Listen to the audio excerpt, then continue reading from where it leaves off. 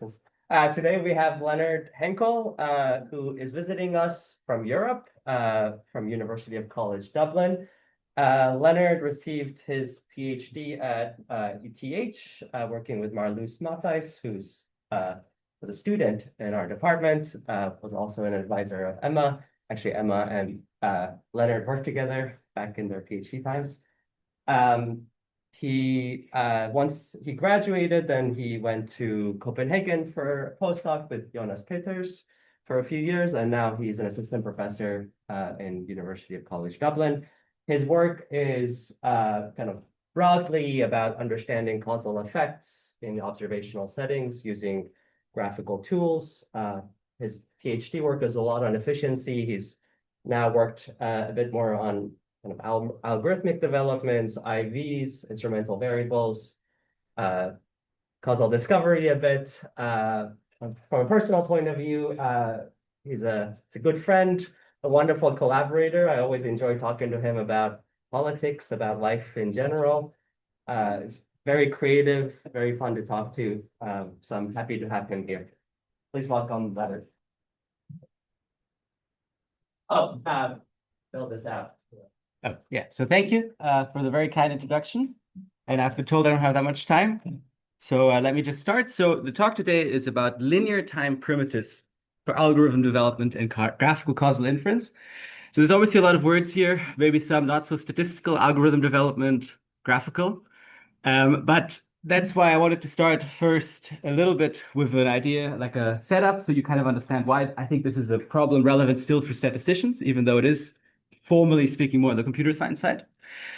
And so I usually don't do this, but I want to give a quick outline to explain why I'm doing each part of my talk so it makes a bit of sense. And so first, since I guess this is a general audience, I wanted to start with a bit of a primer on causality of graphical models. This is basically a way to formalize and clarify assumptions we make, where we try to study how we can use statistical tools to infer causal effects, which is a very challenging problem. And then I want to make a pitch, I want to make the pitch that there is a certain part that of a problem that we find in here, which I will call causal graphical reasoning, which is essentially using the graph to make some decision about which models we use or which models are appropriate. And I want to argue that this is at its core, whether we want to or not, a collection of algorithmic problems. And so whenever we work with graphs, there is a step in between that is an algorithmic problem. And this algorithmic problem has meaning because of some statistical problem that's related to it, but it's still nonetheless an algorithmic problem. It's about using the graph to make some sort of decision. And because it has it's algorithms, but they're used by statisticians and they developed by statisticians, which is a bit unusual. I think that there are challenges to developing good algorithms. And so the next thing I want to do then is I want to explain one way around these difficulties of having these many closely related algorithmic problems that are not completely trivial, but yet very similar, which is to use algorithmic primitives. These are basically subroutines that we understand very well and that we hope to be able to apply in different settings by just slightly adapting them. And concretely, I want to argue that there is a specific kind of algorithmic subroutine called reachability, which is a very simple and standard graphical algorithm, and that this turns up all over the place in these algorithms that we need to develop. And then based on this, I will finally arrive at our actual result here, which is a paper where we develop a framework. I like to call it an algorithmic development framework. It's kind of a meta-algorithm. We call it SciFly for causal inference on the fly, where we basically want to give a tool to a user to implement variations of reachability in a very flexible way, while getting all the benefits of a high-level implementation. It's implemented in Rust with parsers to R and Python. And so there's several benefits. One is the speed, one is the ease of development, one is the clarity of development as well, and the clarity of communication around the algorithm. And basically not having to engage too deeply with the graphical side, with the computer science side. I'm trying to keep that away from the user. And if I have the time, which I probably won't, we technically in this paper also have two results on the hardness of two other algorithmic primitives, but that's not too important. So let's first start with causal inference with graphical models, a primer. And the way I like to start this part of the talk usually is I like to talk about the one applied project I've actually worked on myself. I'm usually not a very applied statistician, but I have done one project that was a part of my PhD in the later stages, although it dragged into my postdoc. And what happened there is that we were approached by the sleep lab of the University of Zurich, and they had data where they had studied sleep apnea, which is stopping to breathe during sleep. And they had very high quality data. So it was 1,500 participants. And what was special about it is that these participants had received an EEG, they had put on the notes, and then they had let them go home. And so that they slept in their normal environment, although obviously having these things on your head maybe interferes with it a little bit. But importantly, that meant they had relatively rich data. And because it was a larger clinical study, they had a lot of other data on the patients as well, including dietary recall. And then they have this actual objective sleep measures. So there's a lot of attractive things about it. And essentially, their goal was they wanted to understand how does sleep work. That's their real goal. They want to understand what sleep works.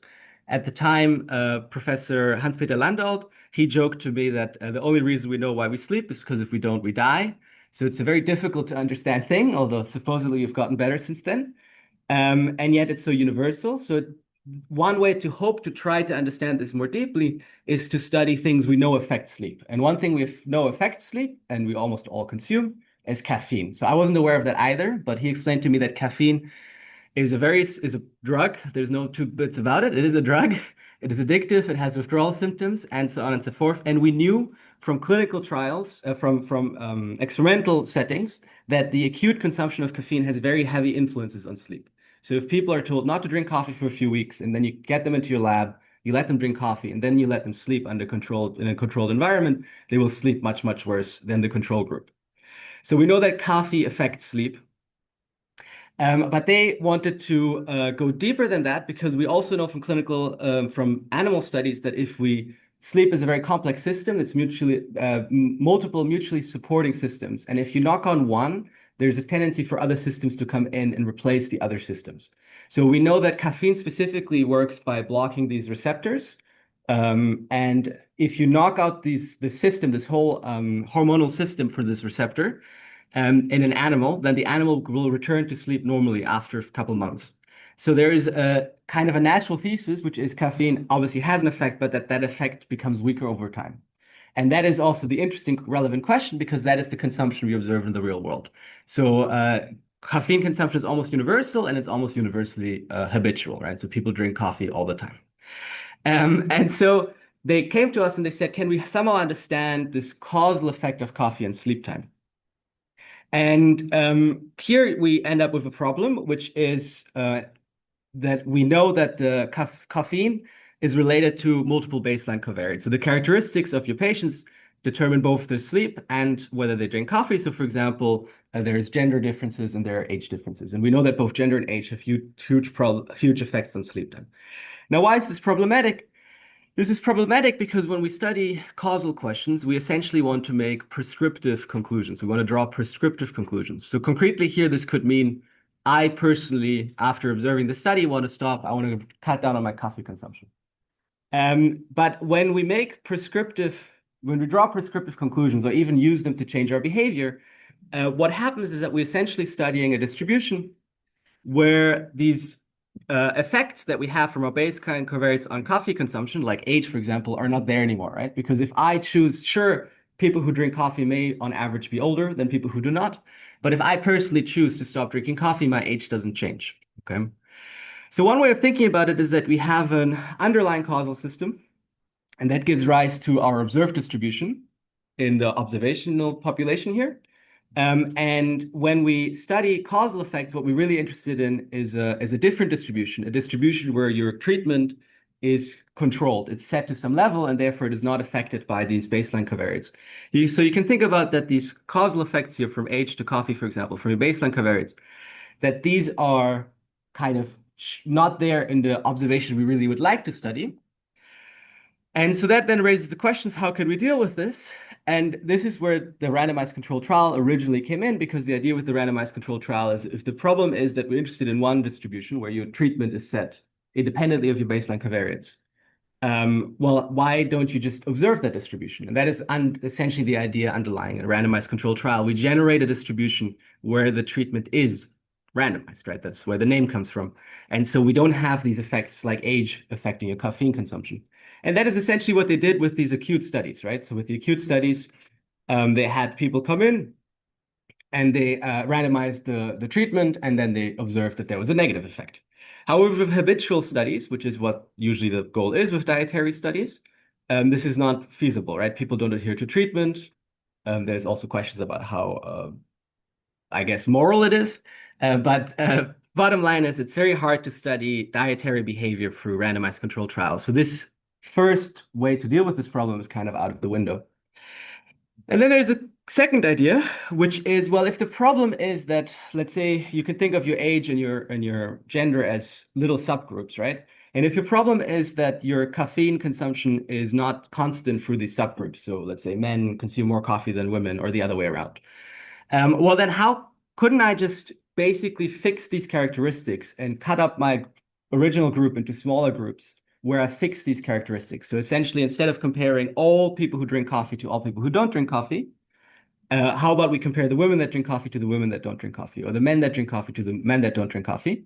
And then afterwards, we average everything back together. And then in each subgroup, these baseline covariates are held fixed, so they cannot have affected my analysis. And this is what is known as adjusting for, in this case, the causes of treatment.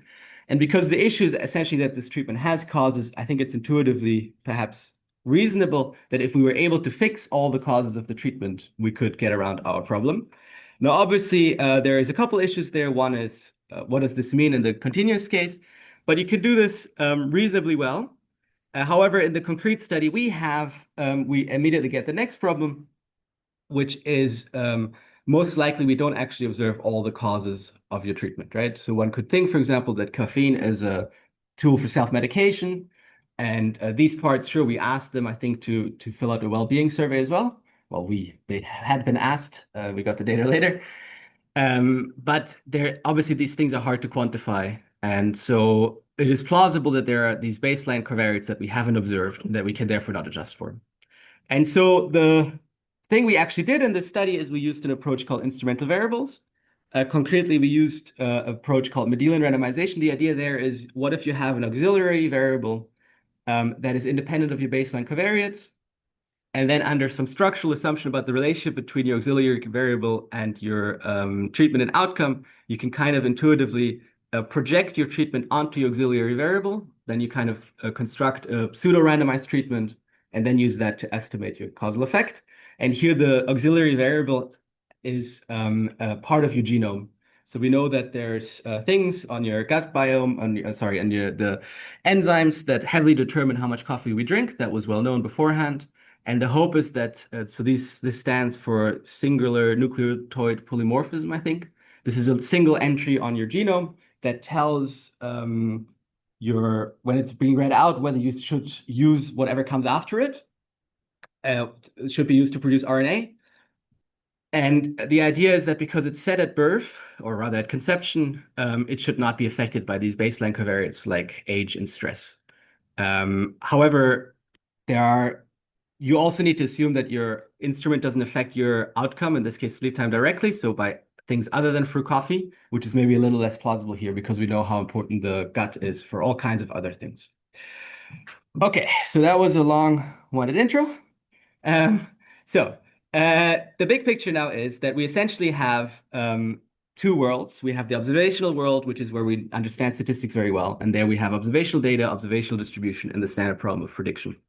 And I hope I've argued for you now that we can, under some circumstances, make connections between this world and this other world, which is where we have our experiments and our post-intervention distributions, which are the distributions we would observe if we ran these experiments and our causal conclusions. And the move from this to this is what I will call causal reasoning. And we effectively already kind of argued for that by saying, for example, when does an instrument work, or why is adjusting for the causes of treatment a valid way to use an observational distribution to make a conclusion, a causal conclusion. So this is what I will call causal reasoning. And now my pitch is that causal reasoning is effectively a large collection of similar yet subtly distinct algorithmic problems. And this is compounded by an extra subtlety, which I will try to not go too much into it, but that because these causal models are very complex and you can kind of set different levels of assumptions you're comfortable making or different levels of knowledge you have, we've also created this jungle of graphical models to work with them. So the one I've worked with here in the last slide is called a directed acyclic graphical model, it basically makes two strong assumptions to be useful as a modeling tool, which is that you have acyclicity, meaning you don't have feedback loops, which is obviously unrealistic in lots of applications, and you have no latent confounding, which is a technically very complex assumption, but loosely spoken, you can say it's you've measured all important things, okay? But there are also things like completed partially directed acyclic graphs, which are an attempt to kind of only encode the information encoded in the DAG that we can actually detect from observational data through independence testing. So they kind of sparse a representation, they represent less information. And there's many, many others, all with their acronym. And for each one, these algorithmic problems will be subtly different, but often very similar, but they will be still a bit different. So this means we have dozens and dozens and dozens of algorithmic problems.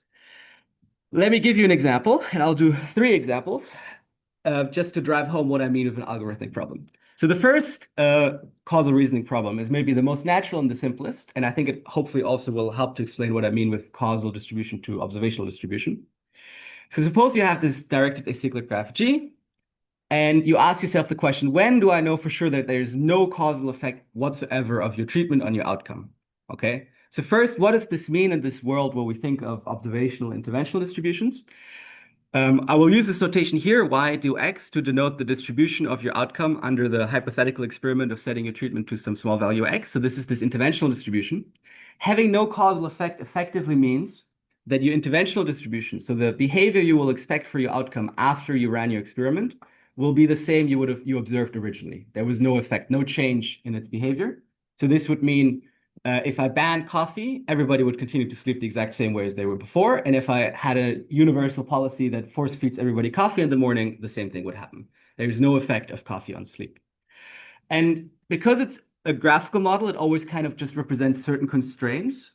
They always describe a class of models, right? All the models that satisfy these constraints. So whenever you have a graph, it's always a question of when is this true for all models? Because if it's true for all models, then I can use the graph to decide whether it's true or not, right? So this is also subtlety that you're always talking about a class of models, and you're asking the questions, when is this true for all models?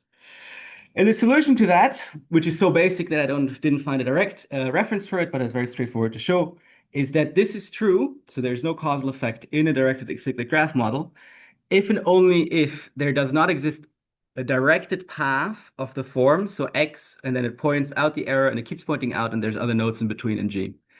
So a path is just a sequence of adjacent nodes. So it's just a sequence of edges, is another way to think about it.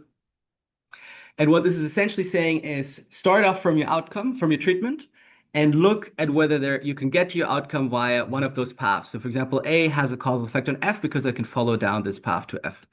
But it does not have a causal effect on D because there's no such path. And only then when there's no such path do I know for sure that there's no causal effect. And so we have here our original problem. It's a reasoning problem. When is there no causal effect? Then we get our answer. That is what I'll call the criterion. And then immediately you get your algorithmic problem. How do you check the criterion? Okay. And so we start with a causal reasoning problem and we turn it into an algorithmic problem. And once you have the algorithmic problem, you could in principle throw away the reason why we were interested into it. And it's purely a graphical problem, right? And I will use this notation, the descendants of X and G, to describe this. So let's talk about another problem, which is maybe a little bit more complex, which is given a CP-DAG G. So CP-DAGs have a little bit less information, and this is reflected in the fact that they sometimes have undirected edges. So this is actually not a CP-DAG, it's an MP-DAG. Don't bite my head off. But I didn't want to talk about MP-DAGs as well. And so I will call it a CP-DAG, Emma. I know it'll hurt you. So these are graphs where you have undirected edges reflecting that you're not sure about the direction of this causal relationship because you cannot decide it based on just observational data. And then you end up with a problem, which is you can either have all of your models agree on this relationship between your observational distribution and your interventional distribution you're interested in, or they may not all agree, right? Because you don't have enough information. And when you don't have enough information, we say that the effect is not identifiable. So it is identifiable if we find some expression that agrees for all models compatible with your graph. And so that's kind of one of the most fundamental questions of causal inference or causal reasoning, as I'm trying to pitch it, is when is a causal effect identifiable? When could I, in principle, if I had infinite data, estimate it correctly just using statistical methods? And so we can ask ourselves that question, the CP-DAG. Given a CP-DAG, when is the causal effect of a treatment X on an outcome Y identifiable? And so in a MPDAG or CPDAG, as I'm cheating now, this is true if and only if all paths from X to Y consist of edges of the form they either directed out of your treatment or they undirected, begin with a directed edge. So let's quickly just explain the intuition. So we have here two MPDAGs. Suppose you're interested in the causal effect of A to C. And suppose you have this graph here. Well, in this graph here, this edge, there's two causal explanations for this distribution. If you believe this is true, there's kind of two causal explanations compatible with this. One is where, in addition, the effect from B is from B to C, and one is where it's from C to B. And this is reflected on either directing the edge from B to C or directing the edge from C to B. But no matter how I direct this edge, either way in this graph, I will never end up with a causal effect of A to C, right? Because there will never be a directed path from A to C. So using our previous result, we can conclude that the effect is identifiable, and the effect is identifiable in the sense that there is no effect, no matter what happens to this edge. But if it's a graph of this form, then again, you can have both explanations are plausible. But if the effect is from A to B, then you now have this directed path from A to C. Therefore, the effect differs from the observational effect for at least some of the causal models. And you could estimate it now, for example, by adjustment, in this case, by adjustment for nothing. So it would just be the conditional distribution. Or it could be pointing the other way, in which case it is a confounding path, meaning there is no causal path from A to C, no directed path. And the effect is the observational effect. So we have two different potential ways to estimate this effect. They don't agree, and that means the effect is not identifiable. And so here we see again, we have now a new problem, and this problem you see is still related. We still so the previous case is just follow directed paths. Now it's follow paths that either have edges pointing the one way or they're undirected, and also keep track of whether your first edge was undirected. So you see that this problem is both related, but it's also a little bit more complicated, okay? And this is, I think, a typical example of how these algorithmic problems start to become a little bit more complex, but they're still pretty straightforward. And then the last one I want to talk about is even older than causality, arguably, and that is graphical models also encode conditional dependence constraints. So the causal models that are compatible with a graph also have certain conditional dependence conditions that hold on their distributions. And they do that through different criteria. This criteria will vary depending on the graph, but for a DAG or a CP-DAG, it's called d-separation. And so here the problem, again, it starts with a statistical problem. Given a DAG, G, when is X independent from Y given Z for all causal models compatible with G, right? This is a very straightforward, well, not straightforward, but it's a kind of a statistical problem. This is a meaning because we care about conditional independence. And the answer then becomes more complex again. It's if and only if all paths from X to Y contain either what is called a collider. So this is a structure that looks like this. So two arrowheads meeting. And your C is not a descendant of Z. So now you also have to keep track of directed paths out of Z. Or a non-collider, which is just not a collider that is in your Z, okay? So you see now it's becoming a bit more complicated again. You now have these colliders, you have these non-colliders, you have all paths you need to track. So some complexity is building up. So for an example here we have a 4-node graph. Suppose this graph, I can tell you, encodes two conditional dependence constraints. One is that A is independent from D. Why is that the case? Well, we have these paths from A to D. We have this path here and we have this path here. But in both cases, B and C are colliders. So if I don't condition on them, they're closed. Here I'm conditioning on the empty set, therefore they remain closed and they're independent. And for B is also dependent of C given A and D. Why? Well, in this case, there's two paths again. Now I have to go up and down, up and down. And in this case, A and D are non-colliders, so therefore I have to condition on them. I have to condition on both of them because I need to close all paths. And therefore, if I condition on both of them, then again, I have a conditional dependence constraint, okay? All right, so just a final note. So for example, this is so basic that any graphical model always starts off before you even give it any meaning right from the start, you need to give it some sort of separation condition. So all of them have a separation condition. So every graphical model, even if you don't care about the causality aspect of it, by definition comes along with an algorithmic problem, which is there will be some separation criterion similar to d-separation that you need to check. And there's lots and lots and lots of them. And they're all a little bit different, but they're all a little bit similar.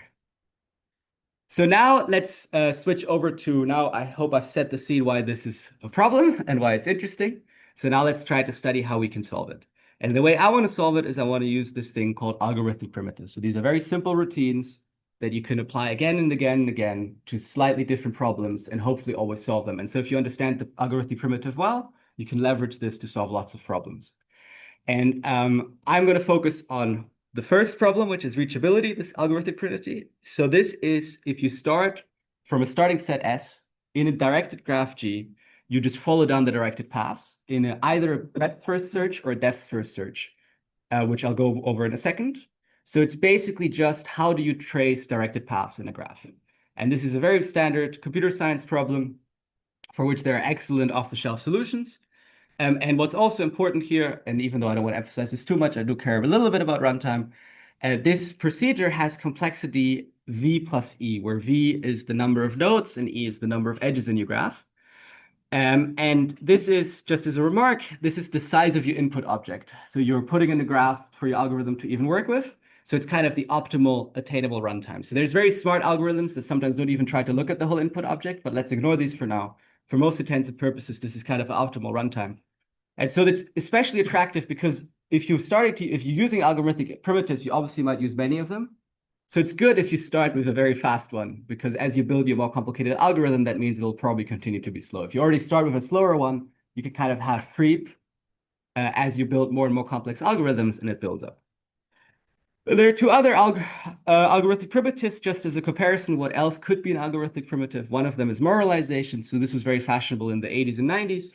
It allows you to turn a directed into an undirected graph. And because undirected graphs were understood a little bit earlier, and for them, you can use these problems called cut sets, which would be other types of algorithmic primitives. They were thought of as easier to study, especially Stefan Lauritsen, I think, still proves his things by always applying this thing first. So it allows you to transfer a directed into an undirected graph problem while preserving most information, not all, but most. And this is, I think, an interesting example of something I will show today, which is you start off with one graphical object, you build a new one, and by building this new one very smartly, you manage to reduce a problem in the first one that's very general to this algorithmic primitive in the new one. Is that a question? Yes. And the complexity of the number one, that depends on the size of the starting set.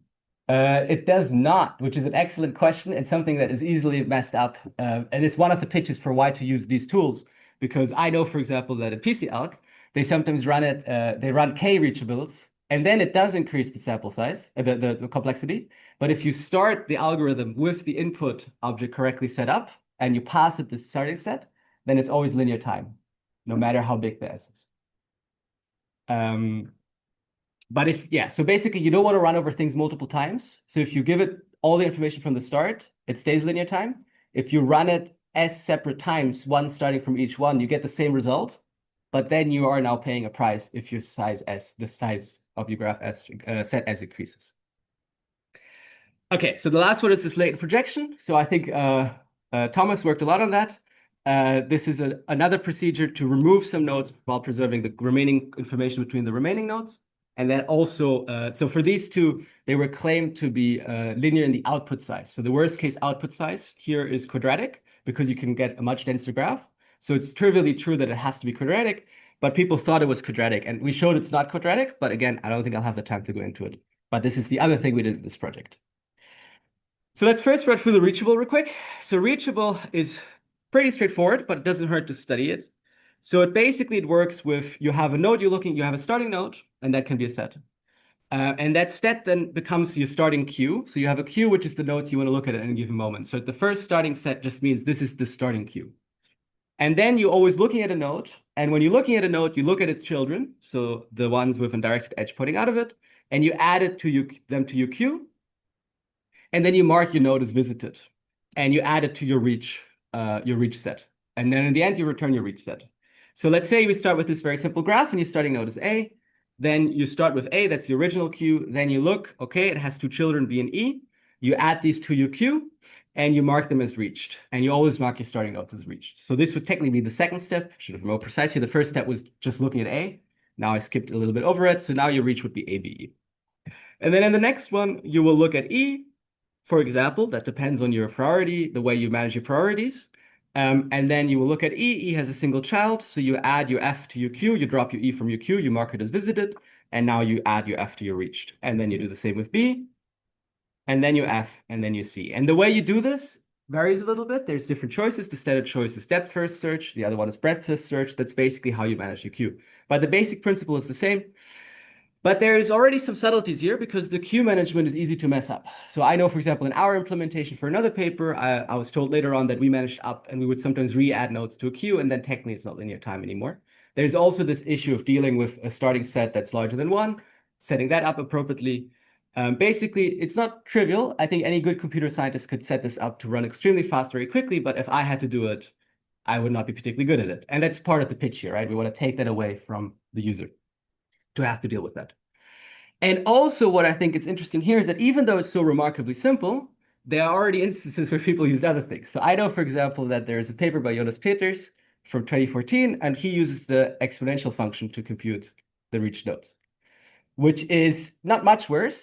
In purely, well, it is much worse because it's especially numerically much more complicated. But also runtime is just already worse because it's a little bit more than quadratic. Realistically, it's cubic, right? I think the feasible algorithm stress is like 2.8. But in other words, even this basic stuff is easy to miss, which is perfectly understandable if it's not the area you work in, right? I'm not saying that this is a huge issue. I'm just saying, can we fix this? Can we do better by using know-how from another community and without having to get our hands dirty every time? Because, well, I at least didn't learn how to code up good reachable algorithms in my degree as a mathematician. So then the question becomes, okay, reachability is obviously a very easy algorithm. We could already use it to answer our no causal effect question. That's what it's built for. But could we use it for other things? And the answer to that is yes. And this is a result originally due to all the way from 1998, but they didn't pitch it that way. So remember again, this deseparation problem. So we could turn this deseparation problem into a very similar problem, which is instead of saying given A, B, and C, check deseparation, ask a different question. Given A and C in a DAG G, find all B such that A is not deseparated from B given C. So find the largest set of nodes that is not deseparated. So that makes sense because reach, remember, returns some set that is reachable. So there exists such a path.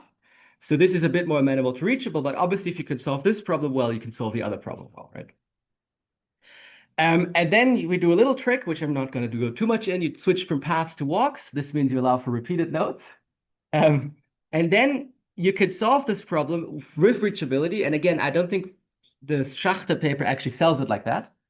But you could think of it like that, which is you have your original graph. So this original graph, now we can obviously not run reachability to solve deseparation because that's not what it does. Reachable finds directed paths. But what if I build a new graph? And in this new graph, I take my original nodes and I double them. And I create two copies, one with the edge pointing out and the one with the edge pointing in. And you can think of this edge as a reminder of what is the last edge I saw before I walked into this node. And then I set up some rules according to which I add edges to this new graph. So this is a new directed graph now, not necessarily acyclic, although the one I have here I think is acyclic. And the idea is, okay, so I start from some starting node now. So here I wanted to do something from A. Now what I'll do is I'll start from the A with the edge pointing out of it, which is an edge that doesn't exist, by the way. It's kind of a aid, a notational aid. And then I say, okay, from this one, I now know I'll treat it as a non-collider because remember this encodes what edge I arrived in. So I arrived with an edge pointing out. So this is now a non-collider and I'm not conditioning on A. So I will add an edge to every node that has the correct edge next to it. So meaning this edge actually corresponds to the edge that exists in my graph. So if I look at A, it has two children and no parents. So I only look at nodes that were now matched with an edge pointing into them. And then I add an edge between my helper node here and my helper node here if this edge actually exists in this graph here. So from A, edge pointing out, I add an edge to B, edge pointing in. And I do the same with C, okay? So this is a little bit complicated and a bit hard to get your head around. But basically, that's the idea. And then now I arrived here with an in pointing edge. So now I can have two scenarios. I can leave it again with an edge pointing out, then it's another non-collider. So I would do that if such an edge existed and I wasn't conditioning on my B. But there is no such edge. B doesn't have any children. So there's no edge like that I'm going to add. But from my C, there is an edge from my C that I haven't walked over yet. That's the edge to D. And from my B as well, by the way. So I could naively think I want to go from my B to my D over here now, because this corresponds to this and this edge.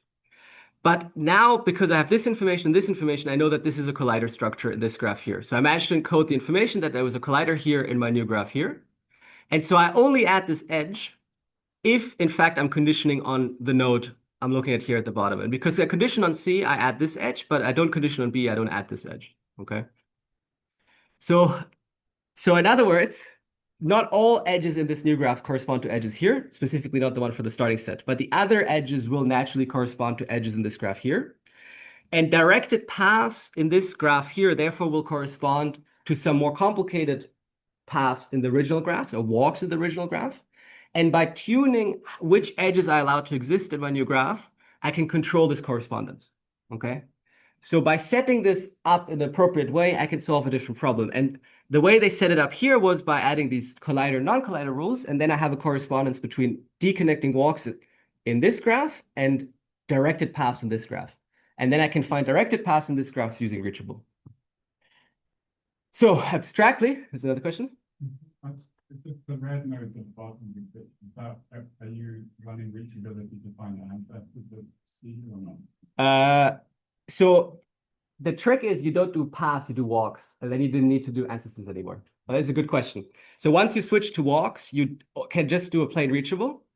And then what I'm doing here is I'm marking the ones that I end up reaching. That's why I've marked them as purple, because you first reach B and C in the first one, and then from C you run to D, and then you've found your 3 nodes, and then you will return all the nodes you've reached in some state. In this case, it would be A, B, C, and D. So in summary, we now can say, okay, there's this abstract class of problems, which consist of you're given a graph G and some sort of input information. In this case, the input information was A and C. So whatever you're starting from and whatever you're conditioning on. And that can become very complicated or very simple, depending on the problem you're studying. Then we have some complicated map where we connect this to a reachable problem in a directed graph that we now build, starting from our original graph. And a new starting set of nodes we build from our input. Then we run reach, and then we have to reduce our final output back to our original output. And this is what we call a causal to reach reduction. It's a way to solve problems through reachability by building a usually more complex graph. But if you build it right, you can control that it's not too big. And then you can solve all of these problems with reachable. So let's give you an example for a slightly more complicated case, which is, remember, with amenability, we were trying to follow these paths that consist of either directed edges or undirected edges. And also we had this complicated starting condition, which is we care about whether the first edge is undirected, right? So the idea, and that was kind of the first contribution because the baseball technically existed, even though it wasn't framed as a reachable algorithm, was what if we're already building this new graph, and first we build one copy per node and edge type, or rather neighborhood type, so parents and children. What if we add an extra bit of information that allows us to store some information we need along the way? And we call it a color. So now in this case here, what we do is we don't just build 2 copies of each node, we build 3 copies. And first per edge type, where one of the edge types we don't need. So we have pointing this way, pointing the other way, and undirected.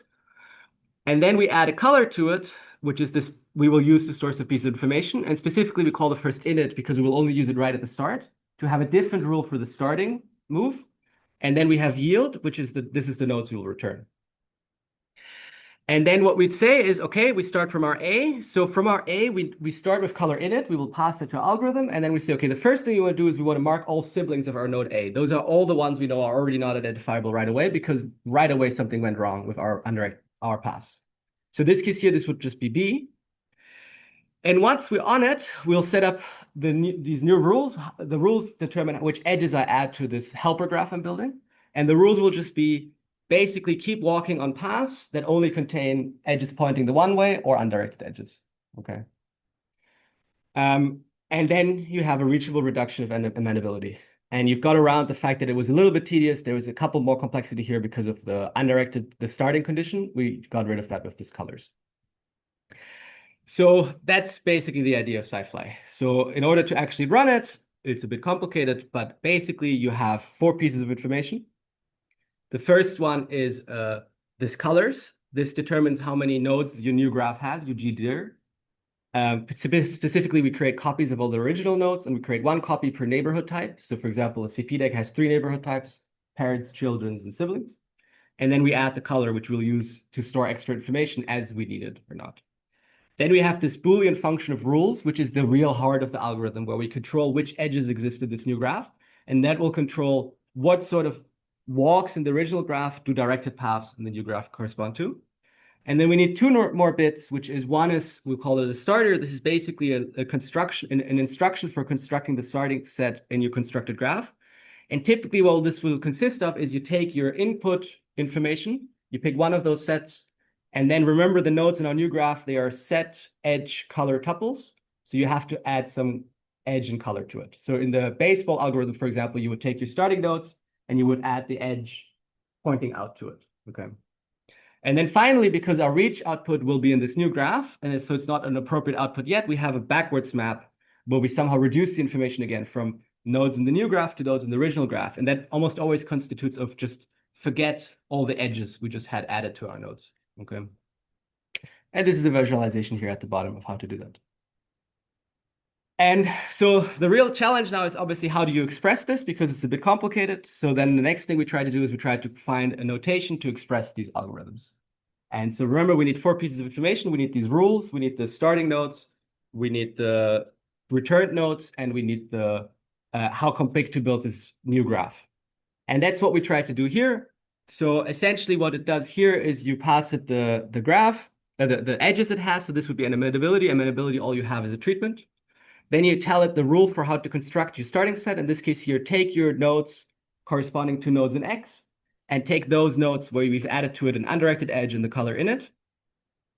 And then in the end, when you return, take all the nodes you found and just only pick those that were reached in color yield.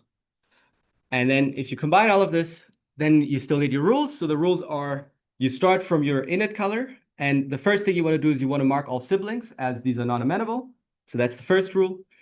Move from edges like of this with color in it to edges like this and color yield, and mark unless the next node is itself an X, because then you don't want to walk over it again because that's already in your treatments. And then once you're in color yield, keep walking on paths, walking along paths that only consist of edges that are undirected or pointing away from the nodes you're on. And unless you run into another treatment node, because you don't want to walk over those, because then you're back to the starting condition. The whole point was we wanted to run the starting condition cleanly, right? And so once you have a table like this, and I'll skip the deseparation one real quick, you can write it up like this as a text file. So the notation is a little bit different, but basically you have the same information in a text file. And then if you run the algorithm, all you need to do is you need to pass the text file, and then you can do it either in R or in Python. And all you need to do is you need to run this function /fly_reach with the table and the appropriate input sets. Okay. So essentially, the pitch of this project was, if you understand how to write these tables for your problem, which is not easy, and I don't think anybody could walk out of here and do it right away, but I hope I've maybe explained why they're interesting. Once you've done that, you get your reachable algorithm for free. And you even, not just do you get it for free, you get it for guaranteed linear time for free, guaranteed implemented in Rust, so it'll be super fast, and you can immediately call it from R and from Python. So you get language portability for free. And if you have a PhD student that's a good computer scientist and has too much time, you can get him to recode it in Julia if you want to, or in another language. And you'll get all these algorithms for free in this other language as well. So there's no portability issues whatsoever anymore. Okay? So okay, I have 4 more minutes. So I don't actually want to go into this too much. I just wanted to explain how I actually imagine these algorithms and in practice, because obviously the examples we did were very simple. So in the real world, what happens is these causal primitives we can now solve, they're usually just ingredients. So let's take a slightly more complicated causal reasoning question, which is the adjustment criterion. So you want to know when is adjusting for a set good enough to infer a causal effect, meaning recover an interventional density. This is Emma's problem. And she found an answer to that, and this answer now consists of 3 conditions. So this will be a typical instance of a more complex causal reasoning problem. You have multiple conditions, they're adding up. The first one is this amenability. So we're talking now about proper, possibly directed paths. So there's also the proper there. Things are getting a bit more complicated.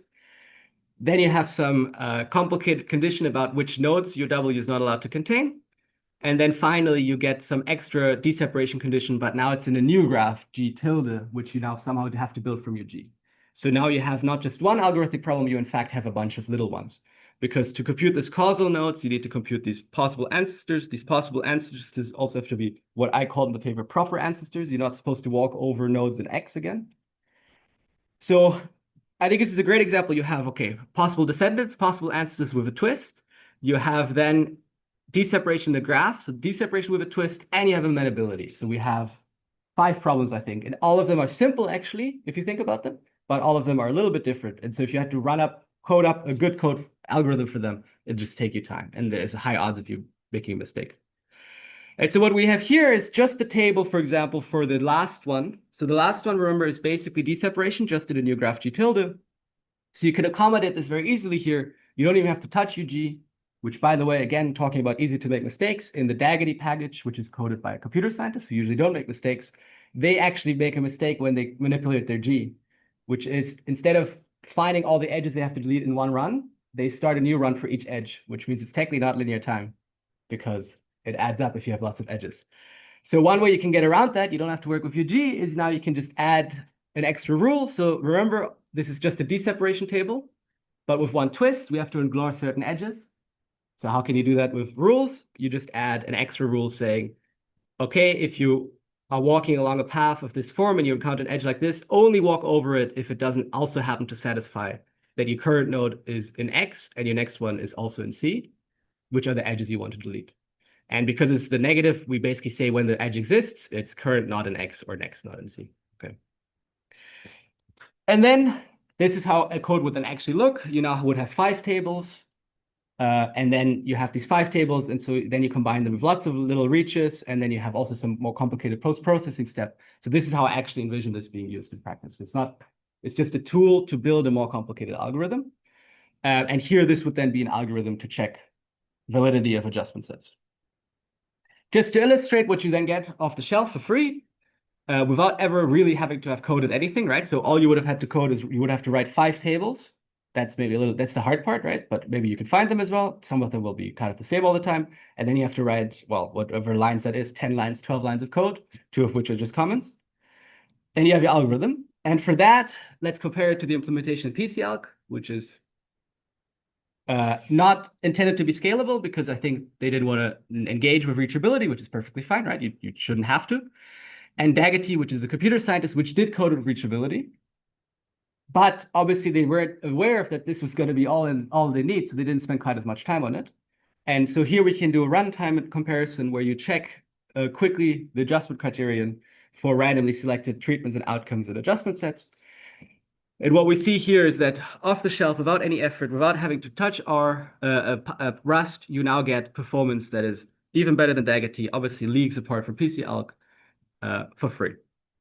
Just the only work you have is you need to understand this table notation.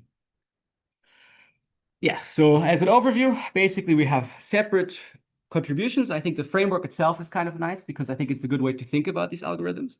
Like I don't think I got it abroad now in one single talk, but once you engage with it, I think it's a cleaner way to think about lots of these algorithms and less error-prone way. Because in the end, the algorithm is always expressed in the same language, which is these tables. And so we have the framework, we have the notational tools, which I think are good for algorithm development. And then once you have engaged with this and you've developed your algorithm, you get for free this high-level Rust implementation with parsing from R and Python, where you have state-of-the-art, off-the-shelf performance. And even if you don't care about runtime that much, I think this will also just be less error-prone.